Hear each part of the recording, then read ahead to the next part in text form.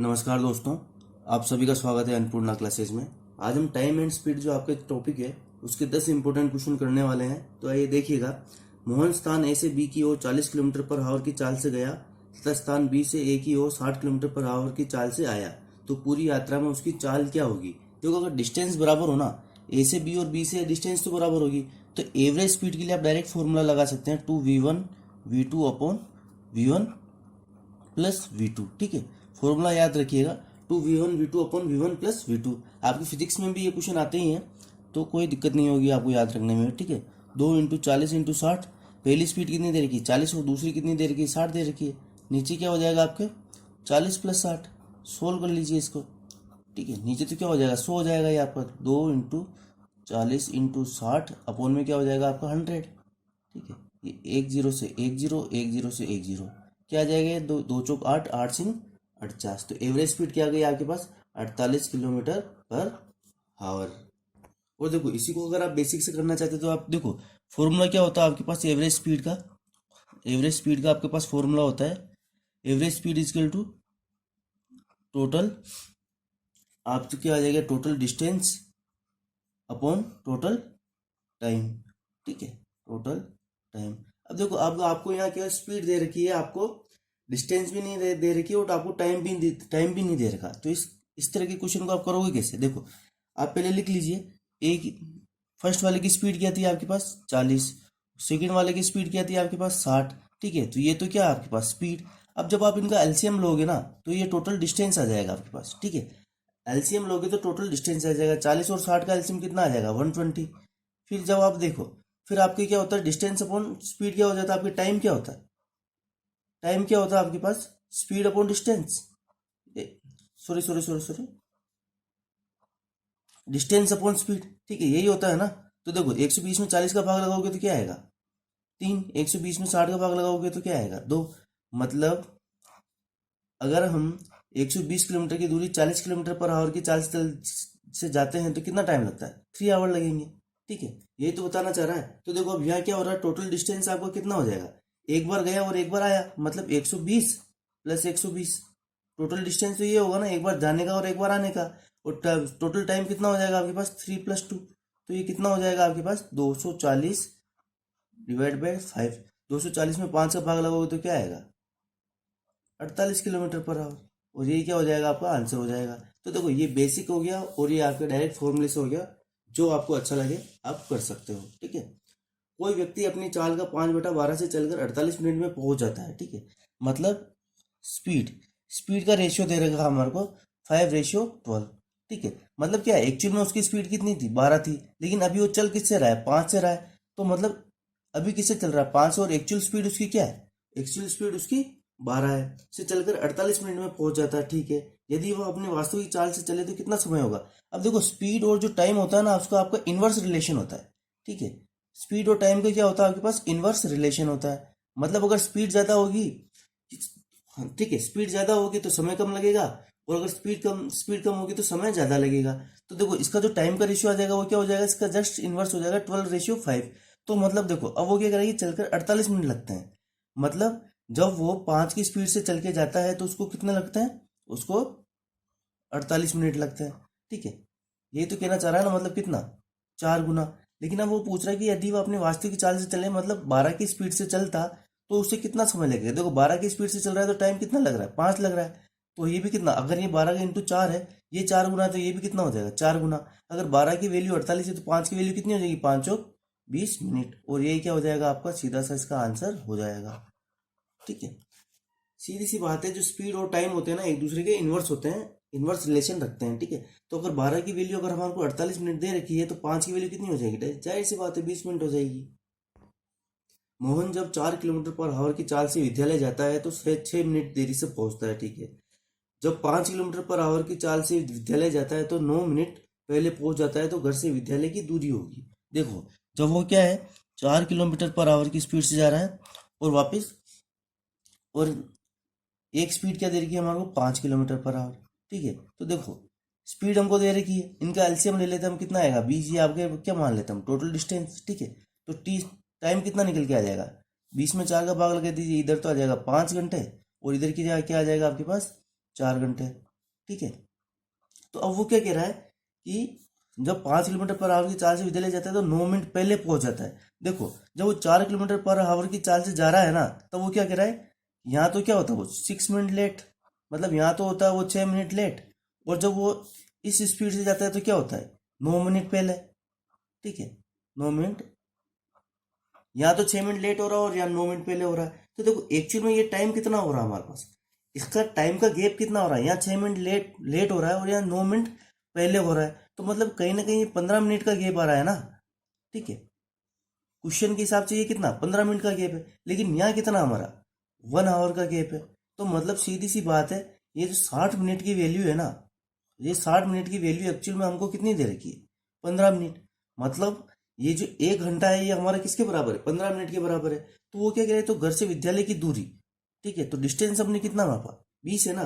तो देखो सीधी सी बात है, आप इसको ऐसे भी लिख सकते हैं, 1 की वैल्यू 15 मिनट को हम क्या लिख सकते हैं, मतलब मिनट में कन्वर्ट करोगे तो 1/4 ही लिखना आएगा ना। अगर ये 60 मिनट को 1 मान रहे तो 15 मिनट को 1/4 मानेंगे, निकाल लीजिए। अगर 1 की वैल्यू अगर यहाँ 1/4 है तो 20 की वैल्यू क्या हो जाएगी, क्योंकि हमारे को तो डिस्टेंस निकालना है। तो 1 की वैल्यू 1/4 है, तो 20 की वैल्यू कितनी हो जाएगी 20 इंटू 1/4, तो ये कितना हो जाएगा 5 किलोमीटर।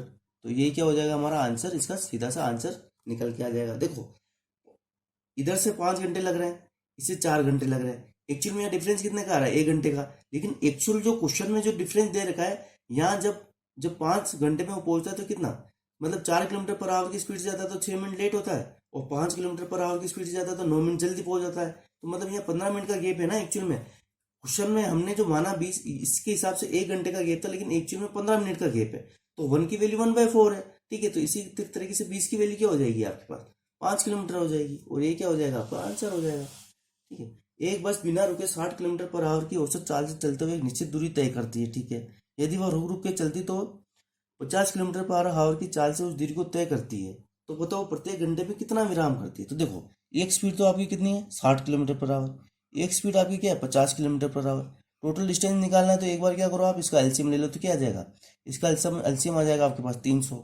अब देखो टाइम कितना आ जाएगा हमारे पास, मतलब जब 60 किलोमीटर पर आवर की स्पीड से गई तो उससे कितना टाइम लगा 300/60, मतलब 5 घंटे।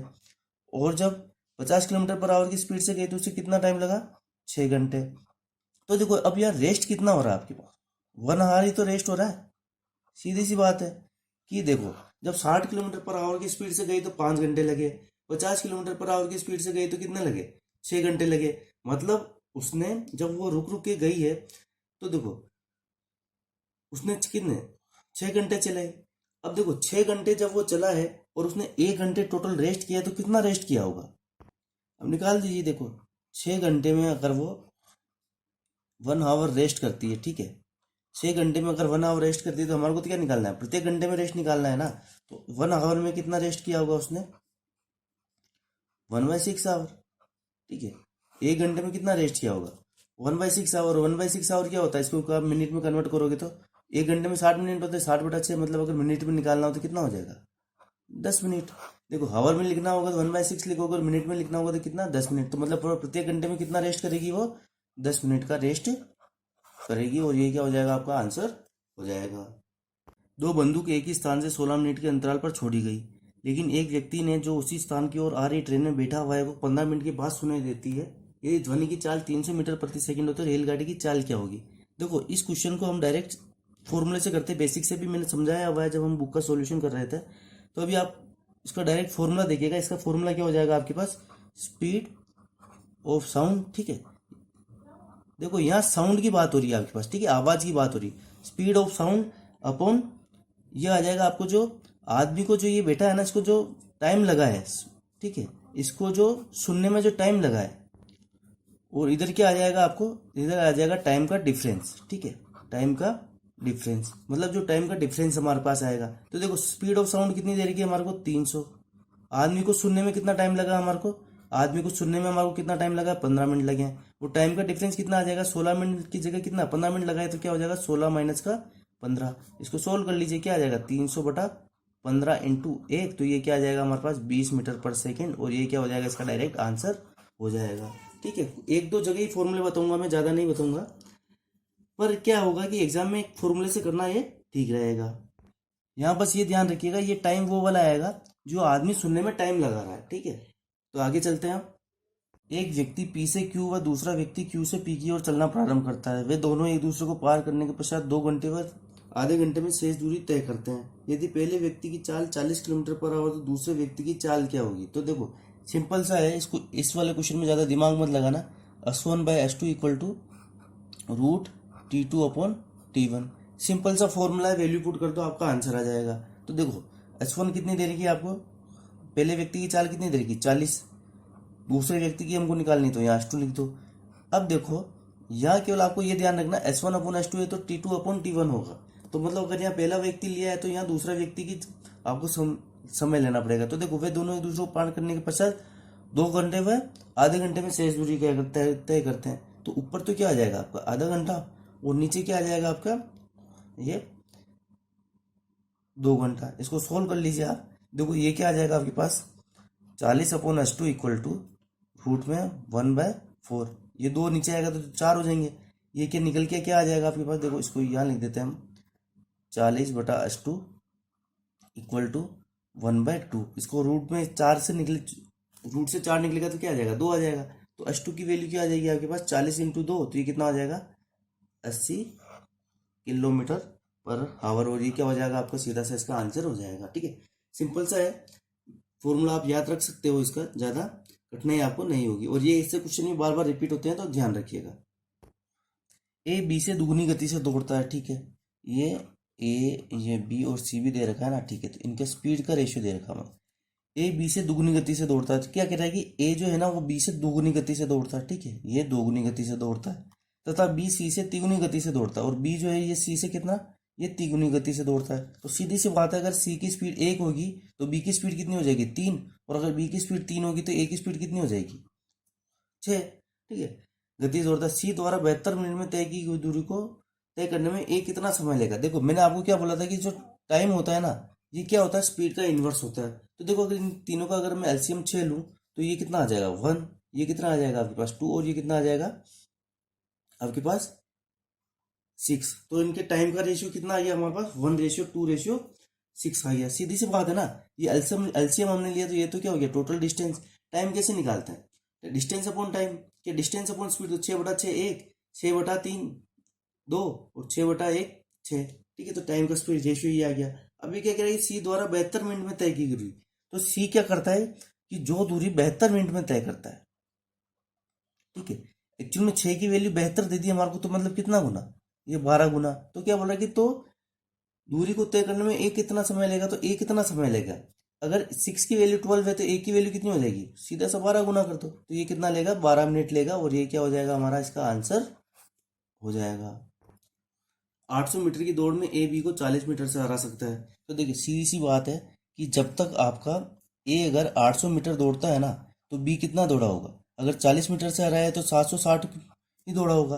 तो ए और बी का टाइम का रेशियो कितना आ जाएगा आपके, जो डिस्टेंस जो इन्होंने तय करी उसका रेशियो कितना आ जाएगा 800:760, ठीक है। इसको सोल्व करोगे तो क्या आ जाएगा 20:19, ठीक है। मतलब ए और बी की जो स्पीड का रेशियो है, मतलब कितनी डिस्टेंस तय करते हैं, ये अगर 20 करता है तो ये 19 करता है। जितने समय में ये 20 तय करेगा ये भी 19 तय करेगा। अब देखो 500 मीटर की दौड़ में, अब देखो 500 मीटर की दौड़ में क्या करेगी, बी जो है वो सी को 5 मीटर से हरा देता है। अगर बी 500 मीटर दौड़ता है तो सी को अगर 5 मीटर से हराया है तो सी जाहिर सी बात है 495 दौड़ा होगा। तो बी रेशियो सी कितना आ जाएगा आपके पास 500:495।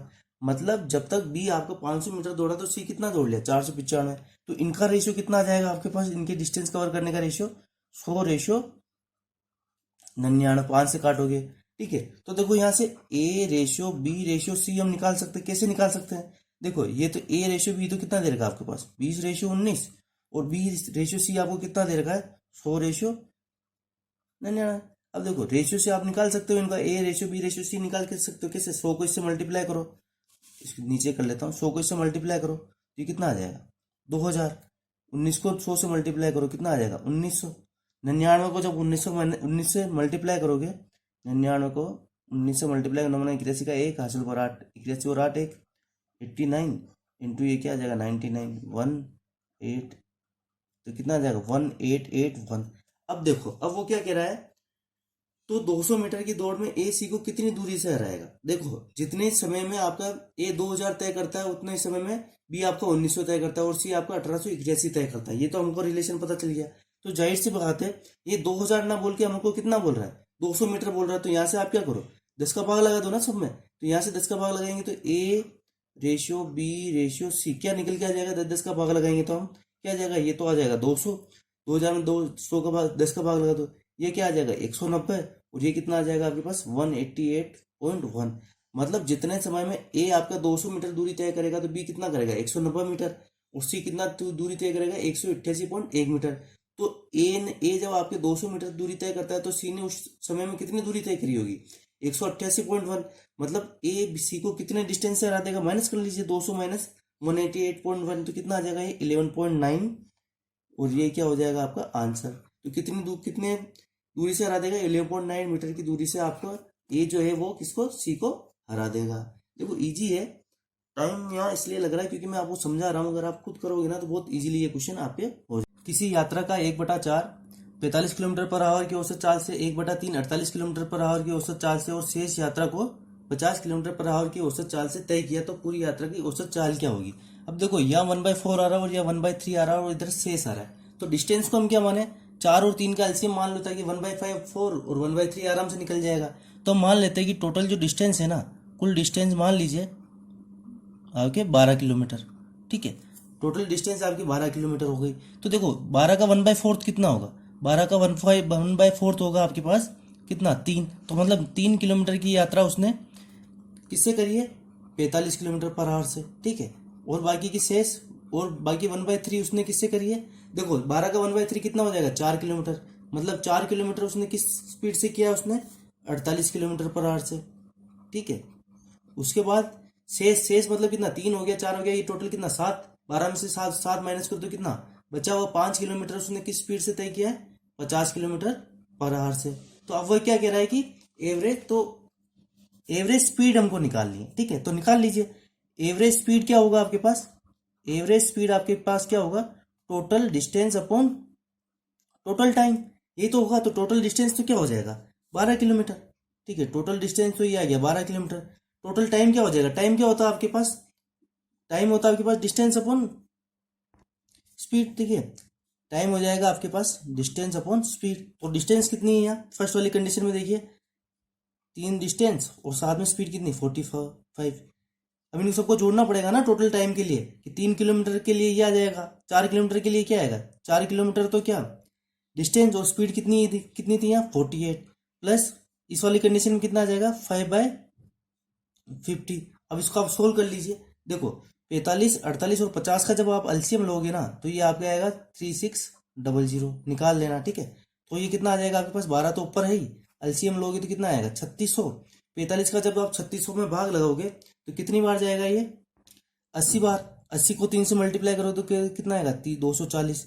48 का जब 3600 में भाग लगाओगे तो कितनी बार जाएगा 75 बार। 75 को जब आप 4 से मल्टीप्लाई करोगे तो कितना आ जाएगा ये 300।